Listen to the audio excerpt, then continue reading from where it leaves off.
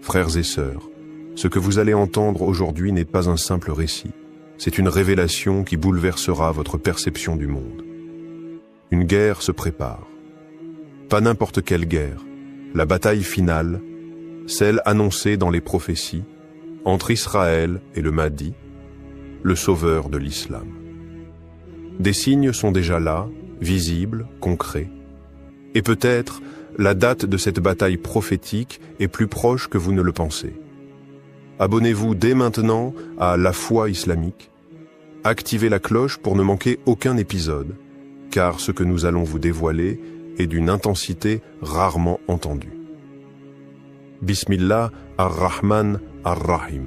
Ô Allah, Seigneur des mondes, éclaire nos cœurs de ta lumière, fais que la vérité jaillisse de nos paroles, et accorde-nous la sagesse face aux signes de la fin des temps.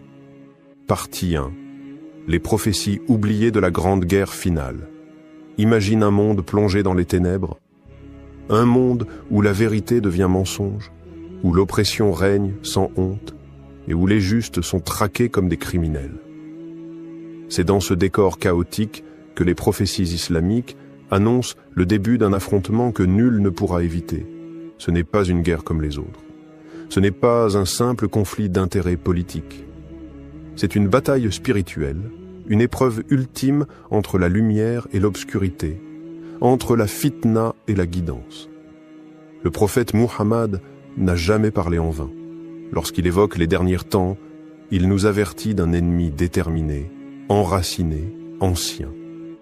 Un ennemi qui a toujours cherché à détourner les croyants du droit chemin. Parmi les figures de cette confrontation eschatologique, un nom revient, voilé mais central, les Banu Israël. Attention, ici, il ne s'agit pas du peuple dans son ensemble, mais d'un système spirituel et politique opposé à la souveraineté d'Allah sur terre. Les textes anciens, souvent délaissés dans nos mosquées, parlent pourtant avec clarté. Des recueils comme ceux d'Al-Nu'aym ibn Hammad, Ibn Majaz ou Abu Daoud nous décrivent le retour d'un homme juste, caché, inconnu du peuple, mais choisi par Allah pour restaurer l'équilibre, le Mahdi. Les hadiths nous révèlent qu'il n'apparaîtra qu'à un moment de désespoir collectif, lorsque les injustices auront atteint leur paroxysme. Les tyrans domineront, les rois vendront leur peuple, et la voix des opprimés semblera s'éteindre. Mais c'est précisément à ce moment que le Mahdi se lèvera, porté non par l'ambition, mais par le destin. Selon les rapports, il sera reconnu à la Mecque entre la Kaaba et le Maqam Ibrahim. Les savants, les pieux et les sincères le reconnaîtront non pour sa richesse ni pour sa force militaire, mais pour la lumière dans ses yeux et la justice de ses paroles. Puis viendra le moment du grand départ. Le Mahdi avancera, accompagné d'hommes au cœur pur, vers Al-Quds, Jérusalem. Une ville mentionnée encore et encore dans les textes sacrés. Une ville qui, dans les derniers temps, ne sera plus simplement un lieu de culte, mais le champ de bataille finale entre la vérité et la tromperie. Ce que beaucoup ignorent, c'est que Jérusalem ne sera pas juste une terre occupée. Elle deviendra le centre de la résistance à l'ordre divin. Ce n'est pas un hasard si l'ennemi final, selon les hadiths, se tiendra là. Dajjal, le faux messie, y établira sa domination symbolique. Et Israël, en tant qu'entité politique, militaire et spirituelle, incarnera le dernier bastion de la supercherie mondiale. La guerre qui s'annonce ne sera donc pas une guerre de territoire, c'est une guerre d'idéologie, une guerre de valeurs, où ceux qui refusent la soumission à Allah seront ceux qui combattront le Mahdi. Certains diront, ce ne sont que des récits anciens, mais ceux qui ont des cœurs vivants savent que ces récits ne dorment jamais. Ils attendent juste le bon moment pour s'accomplir. Et si tu tends l'oreille aujourd'hui, si tu regardes les signes autour de toi, peut-être que tu comprendras que cette bataille prophétique ne relève plus du futur lointain. Elle frappe déjà à nos portes. Le Mahdi ne viendra pas pour conquérir des terres, mais pour révéler la vérité, trancher entre le faux et le vrai, purifier ce monde corrompu et conduire l'humanité vers la dernière lueur d'espoir avant le jugement. Partie 2. Les tensions actuelles vues à travers le prisme des prophéties. Dans un monde saturé d'informations, de crises et de conflits, les événements se succèdent à une vitesse telle que l'on oublie parfois de prendre du recul. Pourtant, un œil attentif, éclairé par les textes prophétiques, perçoit derrière les faits bruts un scénario bien plus profond. Un scénario millénaire, annoncé il y a plus de 1400 ans, par celui qui ne parlait jamais sous l'effet de la passion, le prophète Muhammad. Depuis plusieurs années, les tensions entre Israël et le monde musulman ne cessent de s'intensifier. Les incursions militaires, les expropriations, les violations des lieux saints, en particulier la mosquée Al-Aqsa, semblent suivre une logique d'escalade programmée. Mais si l'on superpose cette réalité avec les prophéties islamiques, on découvre un alignement troublant. Le prophète a annoncé qu'un temps viendra où chaque pierre, chaque arbre dénoncera l'ennemi, où les musulmans affronteront une armée enracinée dans la terre sainte, mais opposée à la souveraineté d'Allah. Ces paroles ne sont pas de simples métaphores. Elles décrivent un rapport de force ancré dans l'histoire et destiné à resurgir dans les derniers instants de l'humanité. Dans les hadiths, on lit que la bataille finale, souvent identifiée à Al-Malhama al-Kubra, aura pour théâtre le Levant, en particulier la région de la Palestine. Ce n'est donc pas une coïncidence si cette zone géographique continue d'être le cœur des tensions internationales. Israël, soutenu par des puissances mondiales et protégé par des alliances stratégiques, semble inébranlable. Mais les prophéties annoncent un retournement que personne n'attendra. La montée d'un homme, inconnu, guidé par la foi, et non par les armes modernes. Ce que nous vivons aujourd'hui, la normalisation avec certains pays arabes, les bombardements récurrents sur Gaza, les provocations autour de la mosquée Al-Aqsa, tout cela, vu depuis le prisme des hadiths, s'apparente aux secousses d'un volcan prêt à exploser. Le terrain est préparé. Les lignes de fracture sont dessinées. Les alliances se forment, parfois dans l'ombre, parfois à visage découvert. Mais tout semble converger vers un point de rupture. Et cette rupture, selon les textes, coïncidera avec l'apparition du Mahdi. Quand les injustices atteindront leur sommet, quand les musulmans, trahis par leurs dirigeants, n'auront plus aucun espoir terrestre, Allah suscitera ce chef spirituel. Il ne viendra pas avec des drones ni des discours politiques. Il viendra avec une armée de croyants sincères, des hommes et des femmes dont la foi sera leur seule arme. Les commentateurs modernes, qu'ils soient politiques ou religieux, ont souvent peur de mentionner ces prophéties. Elles dérangent. Elles remettent en cause l'ordre établi. Mais la réalité prophétique ne se soucie ni des tabous ni des conventions. Elle suit une ligne invisible, une trajectoire divine, que seuls ceux qui lisent avec les yeux du cœur peuvent percevoir. Il faut le dire sans détour, Israël n'est pas simplement un État comme les autres. Dans le contexte des textes prophétiques, il incarne une entité eschatologique, un rempart idéologique dressé face à la volonté divine. Et c'est pourquoi les tensions actuelles doivent être analysées non seulement avec des cartes géopolitiques, mais aussi avec les hadiths et les versets qui nous ont été laissés comme boussole. Car si l'on écoute attentivement, au milieu des cris, des bombes, des discours, une vérité silencieuse résonne déjà. Ce que nous voyons aujourd'hui n'est pas la fin, mais l'annonce du commencement. Partie 3. Le Mahdi face aux armées d'Israël. Tactique, lieu et alliant.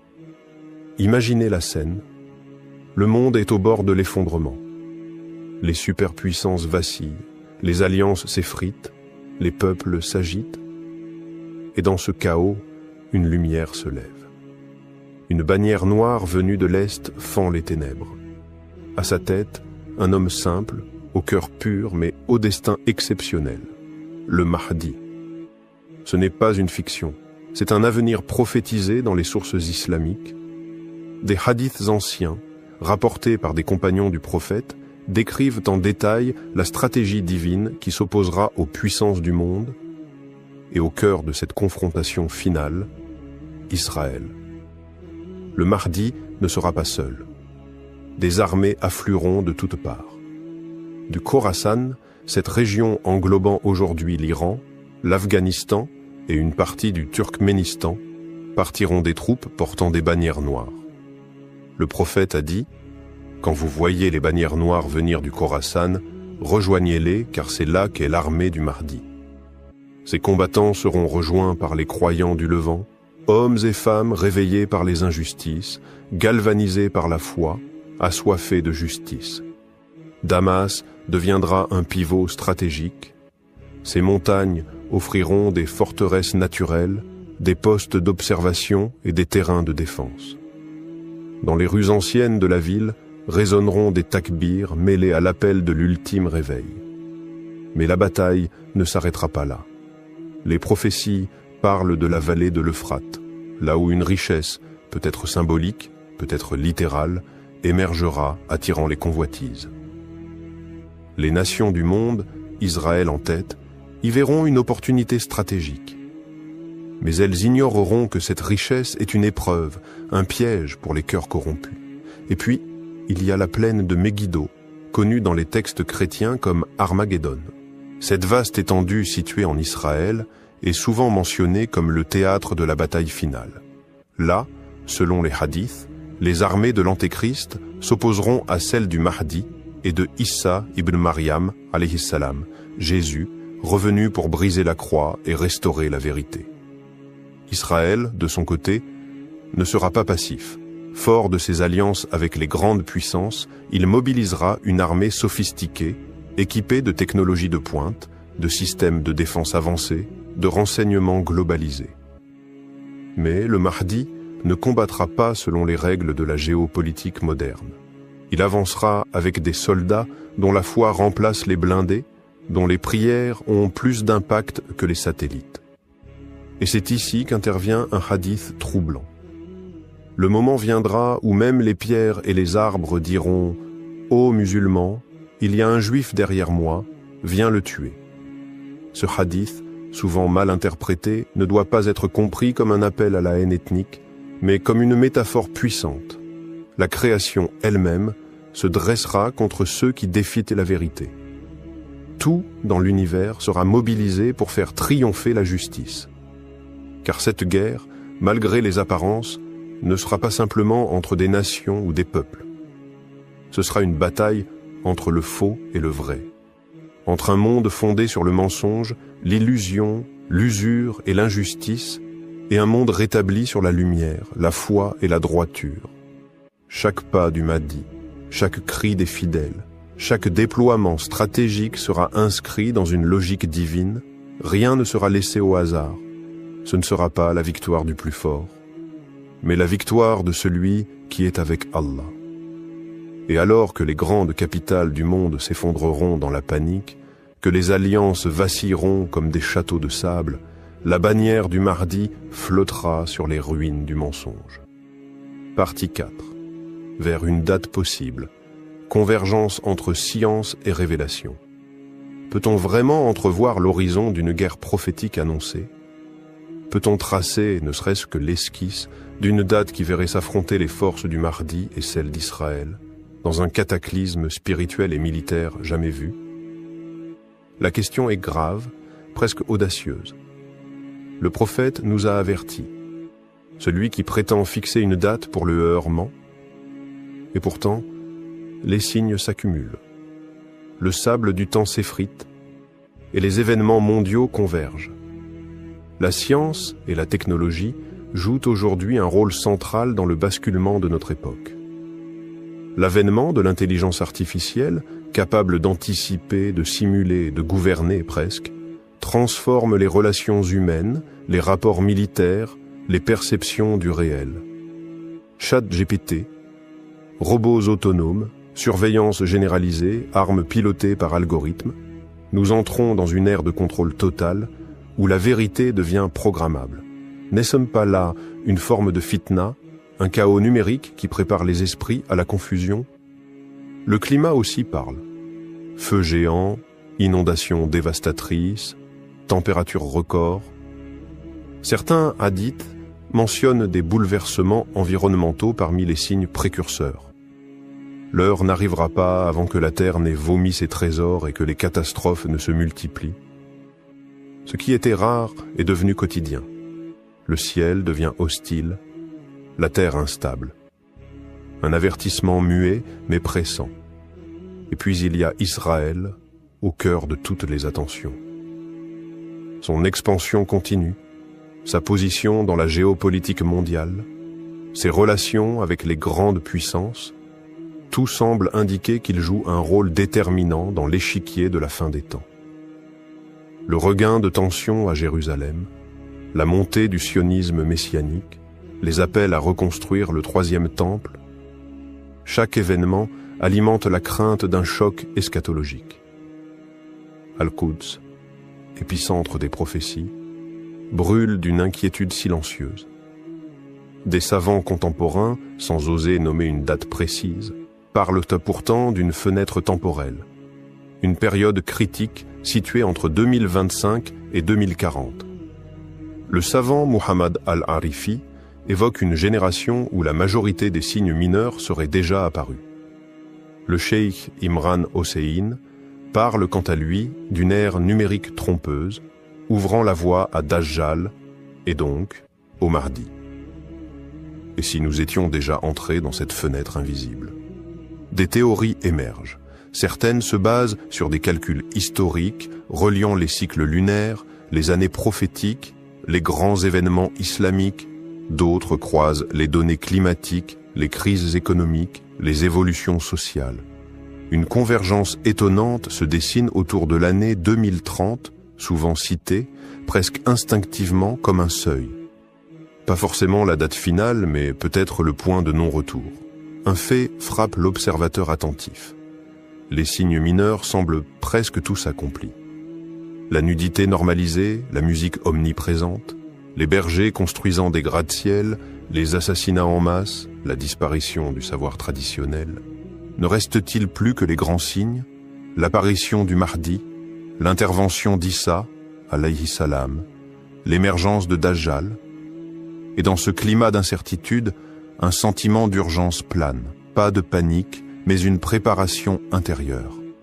Un appel silencieux à se recentrer, à se purifier, à se préparer. Car même si la date exacte est cachée, la proximité du bouleversement est palpable. L'odeur du changement est dans l'air. Un verset du Coran résonne avec force. Il t'interroge sur l'heure. Quand arrivera-t-elle? Dis, seul mon Seigneur en a la connaissance. Elle est lourde à porter pour les cieux et la terre. Sourate Al-Araf 187. Et pourtant, les signes sont là, tout autour de nous. Le décompte a peut-être déjà commencé. Partie 5. Préparer son cœur. Pas seulement son esprit, on peut connaître tous les signes. Maîtriser les cartes, les noms, les hadiths, débattre sur les dates et sur les lieux. Mais à quoi cela sert-il si notre cœur est vide? Si l'attente du Mahdi devient un sujet de curiosité au lieu d'être un appel au repentir. Le Mahdi, que la paix soit sur lui, n'est pas une figure mythique réservée aux livres. C'est un réveil pour les âmes endormies, une secousse pour les cœurs distraits, car son combat n'est pas d'abord contre les tanks ou les drones, mais contre l'hypocrisie, l'injustice, l'orgueil et la désobéissance à Allah.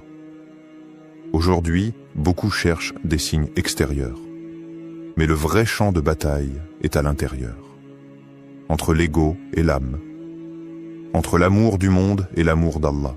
Et cette guerre-là, nous devons la livrer dès maintenant, bien avant que la grande bataille finale n'éclate. Car les compagnons du Mahdi, ceux que les hadiths décrivent comme les meilleurs hommes de leur époque, ne seront pas des guerriers ordinaires. Ce seront des hommes et des femmes de lumière qui auront purifié leur intérieur, dompté leurs passions, pleuré leurs péchés. Des gens dont la foi brûlera dans la poitrine, humblement mais puissamment.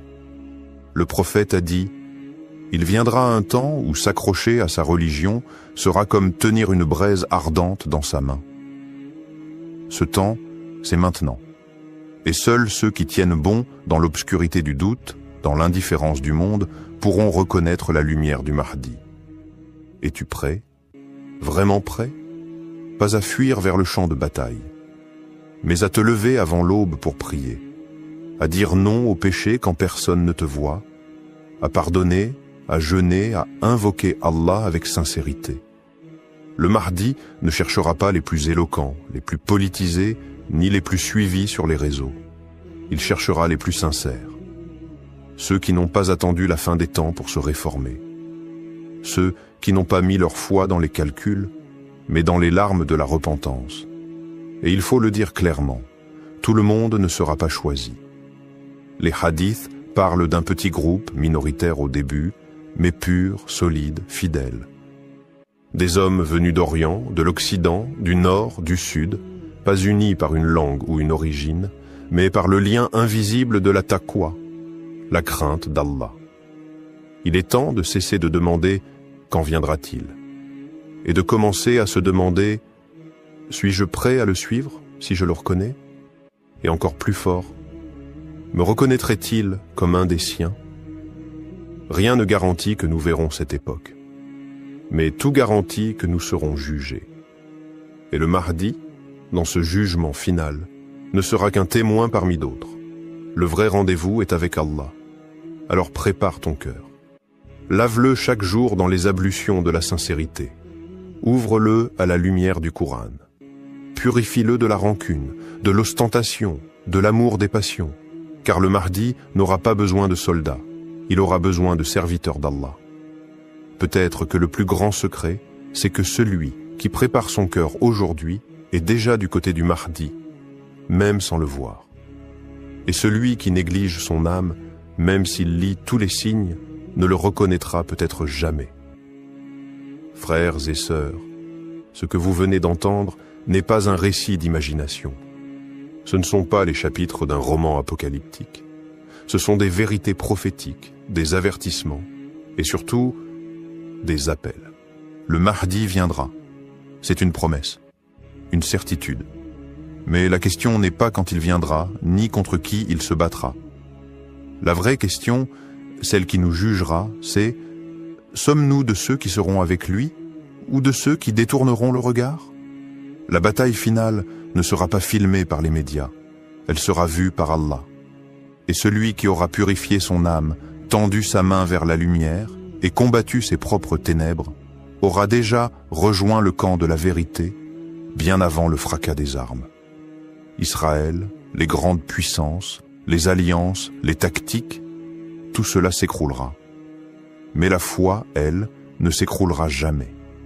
Et les soldats de la foi n'auront ni drapeau, ni slogan, mais la sincérité, la patience et la soumission à leur Seigneur. Alors ne partez pas de cette vidéo comme vous y êtes entrés. Réveillez-vous, purifiez-vous, approchez-vous d'Allah. Car le Mahdi ne vient pas pour satisfaire notre curiosité. Il vient pour séparer les croyants sincères des suiveurs de surface. Ô Allah, fais de nous ceux qui reconnaîtront la vérité quand elle viendra. Fais de nous ceux qui suivront ton serviteur, le Mahdi, avec amour et loyauté. Et ne fais pas de nous ceux qui auront les yeux ouverts, mais le cœur aveugle. Amin. Abonnez-vous à la foi islamique. Activez la cloche, car d'autres vérités spirituelles, prophétiques et puissantes vous attendent. Et partagez cette vidéo, car vous pourriez éveiller une âme endormie. Le combat approche. Mais la vraie victoire commence maintenant, dans ton cœur. Et si ce que vous pensiez connaître de Paris n'était qu'un voile? Et si derrière les projecteurs, les selfies et les touristes se cachait un secret lourd de signes prophétiques? Car aujourd'hui, nous allons lever un coin du voile sur un sujet explosif. La présence symbolique du Mahdi à Paris et le rôle mystérieux de la tour Eiffel dans cette équation. Ce n'est pas une théorie. Ce sont des faits, des symboles et des réalités que vous ne verrez plus jamais de la même manière. Avant de commencer cette plongée spirituelle et troublante, abonnez-vous à notre chaîne La Foi Islamique, activez la cloche et rejoignez cette Oumma avide de vérité, d'éveil et de lumière divine. Bismillahi Rahmani Rahim. Ô Allah, accorde-nous la lumière de la vérité et ne fais pas de nous des égarés dans un monde d'illusions. Amin. Partie 1. Un homme caché au cœur du visible Paris. Ville des lumières, disent-ils, mais quelle lumière? Celle des néons, des vitrines, des projecteurs, ou celle que même les yeux ne peuvent percevoir? Le Mahdi, selon les traditions prophétiques, ne viendra pas entouré de trompettes célestes, ni acclamé par les foules. Il viendra en silence, dans l'ombre, au cœur du tumulte, là où personne ne l'attend. Imagine-le un instant. Un homme simple, vêtu comme tous les autres, marchant à travers le quartier de Belleville ou du 18e arrondissement. Son regard profond croise des visages pressés, absents, perdus dans leur téléphone. Personne ne sait. Personne ne reconnaît. Mais Allah sait, et les cieux tremblent déjà à l'idée de ce qu'il porte en lui. Le Mahdi pourrait être dans cette rame de métro, debout parmi la foule, observant le monde autour de lui avec la tristesse des prophètes oubliés. Il pourrait écouter, en silence, les conversations vides, les plaintes du cœur humain, les cris muets des âmes qui cherchent, sans savoir ce qu'elles cherchent vraiment. Il pourrait tendre la main à un mendiant invisible aux yeux des passants. Et pourtant, ce geste anodin aurait un poids immense dans le livre des actes. Car il est là pour guérir, pas pour apparaître, pour voir, pas pour être vu, pour ressentir, pas pour dominer. Les hadiths nous disent qu'il vivra un temps inconnu du peuple, même à lui-même peut-être. Il ne se proclamera pas, il ne cherchera pas le pouvoir, il attendra le moment, le signal. Et avant cela, il marchera au cœur du visible, caché. Et Paris, ô Paris, ne serait-elle pas la scène parfaite pour un tel scénario? Ville de contraste, beauté et laideur, générosité et indifférence, riche et pauvre. La ville qui revendique la liberté, mais qui enchaîne les âmes au matérialisme. Un théâtre urbain où les injustices sont maquillées par des vitrines de luxe et les douleurs camouflées sous les filtres des réseaux sociaux. Dans les marchés bondés de Barbès ou les avenues illuminées des Champs-Élysées, l'apparence règne. Mais le Mahdi ne cherche pas l'apparence. Il capte l'invisible. Il est à l'écoute des soupirs silencieux, des cœurs brisés, des invocations nocturnes de ceux que tout le monde ignore. C'est là, précisément là, que son cœur vibre.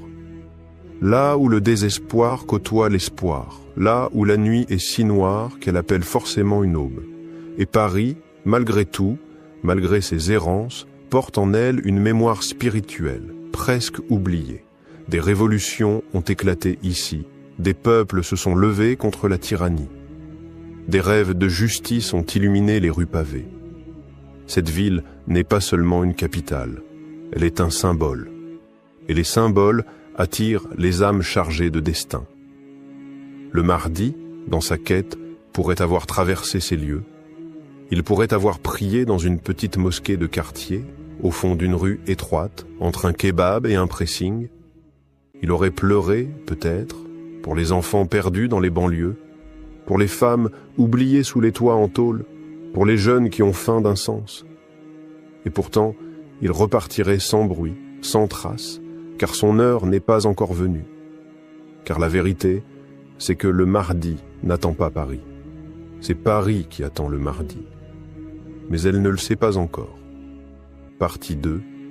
La tour Eiffel, minaret inversé, ou phare de Dajjal. Elle s'élève au cœur de Paris, froide et métallique, comme une lance transperçant le ciel. La tour Eiffel, symbole mondial. Aimé, photographié, admiré. Mais que cache vraiment cette structure? Est-elle seulement un monument d'acier? Ou bien un signal muet, un totem dressé au centre d'un monde en perte de repères?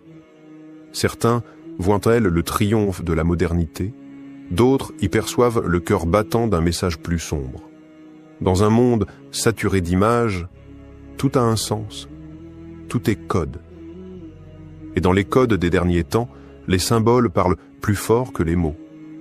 La tour Eiffel, avec ses formes géométriques nettes, son élévation arrogante, son éclat nocturne, s'impose comme le contraire parfait d'un minaret. Là où le minaret appelle à la prière, elle attire les regards vers elle. Là où le minaret relie à Allah, elle magnifie l'homme.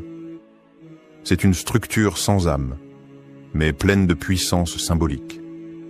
Un minaret inversé.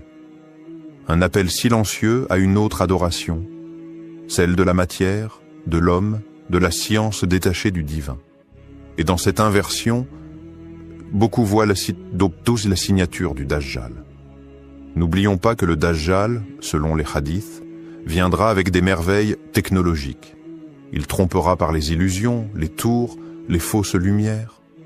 Son règne ne sera pas seulement spirituel, mais visuel, spectaculaire, captivant.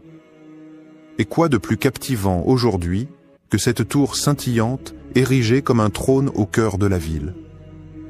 Des rumeurs persistantes circulent dans les cercles ésotériques, dans les écrits occultes, dans les discours alternatifs. Certains affirment que la tour Eiffel est alignée avec des lignes telluriques, des points d'énergie concentrés. D'autres prétendent qu'elle fut conçue pour canaliser des forces invisibles. Des théories, peut-être. Mais dans un monde où les symboles dominent, peut-on vraiment ignorer l'ombre qui plane derrière l'apparence? Et voici l'ironie divine. Le Mahdi pourrait très bien marcher à l'ombre de cette tour, sans y prêter attention. Là où l'humanité célèbre son orgueil, lui pourrait avancer humblement, portant dans son cœur la lumière de la vérité. La confrontation entre ces deux figures, le Mahdi et le Dajjal, est inscrite dans la prophétie. Et il est possible que Paris soit le théâtre de ce choc final, là où le phare du mensonge brille le plus fort. La tour Eiffel, avec ses lumières scintillantes, est-elle un simple repère touristique? Ou est-elle devenue, avec le temps, un repère spirituel inversé? Un phare qui n'attire pas vers la lumière d'Allah, mais vers l'illusion du progrès, l'adoration du visible, la négation de l'au-delà? Elle domine Paris comme une idole des temps modernes. Et pourtant, au pied de cette idole, les musulmans prient. Ils prient dans des sous-sols, dans des salles étroites, parfois même en silence, cachés. L'islam persiste. L'ombre du Mahdi rôde. Il pourrait passer là, un jour, s'arrêter, lever les yeux, et dans ce geste silencieusement, annuler le faux éclat de ce monument par la seule puissance de la vérité. Car si la tour Eiffel incarne le triomphe du matérialisme, le Mahdi viendra avec le triomphe du spirituel. Et ce face-à-face, invisible pour beaucoup, pourrait déjà avoir commencé. Partie 3. Les signes dissimulés dans la ville lumière. Et si Paris n'était pas ce qu'elle paraît être? Si derrière ces rues pavées, ces cafés éclairés et ces monuments prestigieux se cachaient des secrets bien plus anciens, bien plus profonds? La ville lumière. Un surnom étrange quand on pense que cette lumière est souvent celle des néons, des projecteurs et des vitrines, mais rarement celle de la foi. Pourtant, sous cette lumière aveuglante, il y a des ombres. Et dans les ombres, des signes. Commencez par ces arrondissements. 20. Un chiffre anodin, pas pour ceux qui savaient regarder. 20 années de silence pour le Mahdi, selon certains récits. 20 années où il serait parmi les gens, non reconnus, non révélés, observant, attendant, priant en secret. Paris, avec ses cercles concentriques, ses spirales d'arrondissement comme des couches de silence, peut-elle porter en elle le reflet de cette attente sacrée? Regardez ces ponts. Chacun traverse la Seine comme une veine vivante, reliant rive droite et rive gauche, histoire et modernité, visible et invisible. Ces ponts sont comme les isthmes entre deux mondes, les interstices où l'âme passe d'une conscience à une autre. Et si, parmi eux, le Mahdi en avait déjà traversé un, marchant d'un monde caché à un autre destiné? L'eau sous les ponts ne ment jamais, dit-on. Elle conserve les reflets du passé, et peut-être les traces de ceux qui passeront pour marquer le futur. Puis il y a les catacombes, immenses, oubliées, silencieuses. des kilomètres de tunnels, d'ossements, d'histoires mortes. Elles sont la mémoire souterraine de Paris. Et chaque os, chaque pierre, semble murmurer « Quelque chose a été enterré ici ». Pas seulement des corps, mais aussi des vérités. Le Mahdi n'est-il pas celui qui exhume ce qui a été caché, qui ramène à la lumière ce que les puissants ont tenté d'enterrer? Et les chiffres? Oh, les chiffres! La tour Eiffel mesure 324 mètres. En numérologie islamique traditionnelle, 324 correspond à la somme symbolique de certaines lettres arabes liées à l'élévation, au réveil spirituel et à la fin d'un cycle. Coïncidence ou code? Dans un monde où les signes sont réservés au cœur éveillé, rien n'est innocent. 3 plus 2 plus 4 égale 9. Et 9 est le chiffre de l'accomplissement, de la fin avant un nouveau commencement. Certains chercheurs musulmans ont été plus loin. Ils ont tracé des lignes sur les cartes, reliant la tour Eiffel à l'Arc de Triomphe, à l'obélisque de la Concorde, au Sacré-Cœur, à Notre-Dame, et ils ont vu des motifs émerger, des formes, des configurations proches de certains symboles islamiques mystiques, des étoiles, des cercles, parfois même des lettres arabes stylisées. Le hasard peut-il dessiner la calligraphie sacrée? Et si tout cela était une carte invisible, un terrain prophétique codé dans la pierre, l'asphalte et le ciel? Une carte que seul celui guidé par Allah saurait lire? Le Mahdi, en marchant dans Paris, ne serait pas seulement en train de marcher. Il déchiffrerait, il ressentirait, il capterait dans chaque rue, chaque coin de mur, un message oublié. Des graffitis étranges apparaissent parfois sur les murs des quartiers populaires. Des mots arabes, des versets tronqués, des noms voilés. Et dans certaines mosquées discrètes, des anciens parlent de rêves, de songes dans lesquels un homme inconnu traverse Paris avec un regard de feu, un silence chargé d'étoiles. Et dans ce silence, les murs eux-mêmes frémissent, comme s'ils reconnaissaient enfin celui qui devait venir. Paris ne dort pas, elle veille. Elle se souvient, elle murmure. Mais seul celui dont le cœur est pur entendra. Partie 4. Pourquoi Paris attire les regards célestes? Il y a des villes qui attirent les touristes. Et il y en a d'autres qui attirent les regards célestes. Non pas pour leur beauté architecturale ou leur musée, mais pour ce qu'elles représentent aux yeux du Créateur. Paris n'est pas seulement une ville, c'est un symbole vivant. Un condensé d'arrogance moderne, de lumière humaine, d'intelligence sans foi. Et c'est précisément pour cela qu'elle est regardée de là-haut. Ici, dans chaque pierre, chaque façade, l'homme a voulu se faire démiurge. Il a bâti sans invoquer le nom d'Allah. Il a élevé des statues à la raison, fait du plaisir un dogme, du progrès une religion. Paris a tué le sacré pour ériger le spectacle. Elle a remplacé les prophètes par des philosophes, les invocations par des discours, le tawhid par l'individualisme. Et dans ce tumulte spirituel, les anges pleurent. Mais c'est exactement ce genre de lieu que choisit Allah pour manifester son pouvoir. Comme Pharaon régnait au sommet de l'égarement, c'est là qu'Allah a envoyé Moïse. Comme Quraysh méprisait les révélations, c'est parmi eux que Muhammad a surgi. Et si le Mahdi, cet homme guidé par Allah, devait apparaître dans ce siècle, pourquoi ne serait-il pas attiré par le cœur du chaos? Paris est un miroir géant de la modernité. Un miroir qui reflète le narcissisme du monde. Elle fascine autant qu'elle déstabilise, elle attire, elle capture, elle étourdit, mais c'est justement ce miroir que le Mahdi viendra peut-être briser pour en révéler la fausse lumière. Car le Mahdi n'est pas un conquérant des terres, il est un conquérant des cœurs. Là où le cœur est le plus voilé, là où les âmes sont en errance, c'est là qu'il est attendu, silencieusement. On croit que Paris ne prie plus, qu'elle s'est détournée d'Allah. Mais sous cette surface dure, il y a des cœurs discrets, des invocations étouffées, des conversions secrètes. des gens qui pleurent à Hajj la nuit dans des appartements invisibles, qui récitent le Coran dans les couloirs du métro, qui parlent d'Allah dans les parcs, loin des caméras. Et si c'était pour eux que le Mahdi viendra? Pas pour changer les lois d'un État, mais pour ranimer les lumières d'un peuple qui n'a jamais totalement oublié. Et la tour Eiffel, cette flèche de fer dressée vers le ciel, symbole de puissance ou de provocation. Elle fut érigée pour l'exposition universelle, symbole du triomphe industriel de l'homme. Mais elle est aussi creuse. Vide à l'intérieur, une coquille géante dressée vers un ciel qui ne répond plus. Peut-être qu'un jour, cette tour ne symbolisera plus l'orgueil, mais la chute de l'illusion humaine. Ou au contraire, peut-être que le Mahdi en fera un signe, non pas en la détruisant, mais en y faisant résonner un appel à la prière.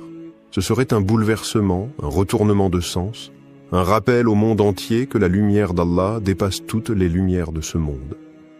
Paris, ville des révolutions, sera-t-elle aussi la ville d'une révolution spirituelle? Là où l'homme a voulu effacer Dieu, peut-il renaître un homme qui viendra rappeler son nom avec majesté, justice et miséricorde? Ce n'est pas une certitude, mais c'est une possibilité que seuls les cœurs éveillés peuvent entrevoir. Et ceux qui savent observer savent déjà que Paris ne dort plus. Elle attend. Partie 5. Et si le Mahdi était déjà passé par là? Et si nous avions déjà croisé son regard, sans le savoir? Dans une rame de métro vide à minuit, un homme s'est levé pour céder sa place à une vieille dame, silencieusement. Il n'a rien dit, mais dans ses yeux, il y avait une lumière étrange, paisible, un éclat différent. Et si c'était lui? Non pas dans une gloire visible, mais dans l'humilité totale cachée au cœur du quotidien. Les hadiths ne mentent pas. Le Mahdi n'est pas un roi qui s'annonce. Il ne dira pas « Je suis le Mahdi ». Il n'exigera ni pouvoir ni gloire. Il passera peut-être comme passe le vent entre les ruelles, aperçu, ignoré, oublié, ou gravé à jamais dans un cœur attentif. Un jour, à la sortie d'un hôpital à Paris, une infirmière raconte avoir vu un homme qui pleurait. Pas pour lui, mais pour un patient abandonné. Il priait en silence, les mains levées, face à la ville qui semblait l'avoir oublié. Il n'a laissé aucun nom, seulement une date sur un post-it, et le mot « sabre », patience. Qui était-il? Pourquoi ce mot? Et si, dans ces gestes infimes, se cachaient des signes que seuls les cœurs purifiés peuvent décoder? Peut-être que le Mahdi est déjà venu observer. Peut-être qu'il a marché le long de la Seine, qu'il s'est arrêté devant la mosquée de Paris, qu'il a prié seul dans un parc désert à l'aube. Pas pour se montrer, mais pour ressentir le poids du monde, le chaos de cette époque, le cri silencieux des âmes perdues. Il y a dans cette hypothèse une puissance bouleversante. Et si l'on vous disait, le Mahdi a déjà foulé ce sol, a déjà parlé à cet homme, a déjà tendu la main à cette femme sans abri, changeriez-vous votre manière de regarder les gens, de traverser votre ville, de saluer un inconnu dans la rue? Car c'est bien cela que nous enseigne l'islam. Les signes ne sont pas toujours flamboyants, ils sont parfois minuscules, subtils, presque invisibles. Mais pour ceux qui ont le cœur éveillé, chaque détail devient une onde prophétique. Paris, ville pressée, aveugle, bruyante, pourrait très bien avoir été frôlée par la grâce sans le savoir. Le Mahdi n'est pas un héros de film. C'est un homme réel, guidé, formé dans le silence, élevé dans les épreuves. Peut-être qu'un jour il a parlé avec vous. Peut-être qu'il a simplement prié pour vous sans que vous ne le sachiez. Et si Paris n'était qu'une escale, un repère, un lieu d'observation dans le vaste plan divin? Ce n'est pas à nous de le savoir avec certitude, mais c'est à nous de nous préparer. Car celui qui cherche les signes les trouvera. Celui qui purifie son regard reconnaîtra. Et peut-être qu'un jour, la tour Eiffel, ce monument de métal dressé vers un ciel silencieux, se souviendra qu'un homme, un jour, y a prié en regardant les étoiles. Et ce ciel, lui, n'a rien oublié. Et maintenant, réfléchis. toi qui regardes cette vidéo. Et si ce monde n'était pas aussi vide que tu le crois? Et si les rues que tu traverses tous les jours, les visages que tu croises, les instants que tu crois banals, étaient en réalité chargés d'un secret sacré? Le Mahdi n'est pas un mythe, il est une promesse, une lumière pour un monde qui s'éteint. Et Paris, malgré sa noirceur, malgré son orgueil, malgré ses erreurs, pourrait être un des lieux où cette lumière a frôlé la pierre, ou peut-être un jour l'embrasera entièrement. Ne regarde plus ta ville, ton époque, ton cœur avec indifférence. Car Allah place ses signes dans les endroits les plus inattendus. Et peut-être que la tour Eiffel, dressée comme un phare dans la nuit moderne, portera un jour le témoignage d'un passage silencieux, prophétique, inoubliable. Alors abonne-toi à la foi islamique, car ici, nous ne parlons pas juste d'histoire, mais de vérités que le monde refuse d'entendre. Des paroles oubliées, des révélations cachées, des signes du retour, like, partage, et fais rayonner ce message. Car peut-être qu'un jour, quelqu'un regardera cette vidéo et comprendra que le Mahdi était déjà là. Qu'Allah te guide, te purifie et t'élève au rang de ceux qui reconnaissent la vérité quand elle passe près d'eux. Amin.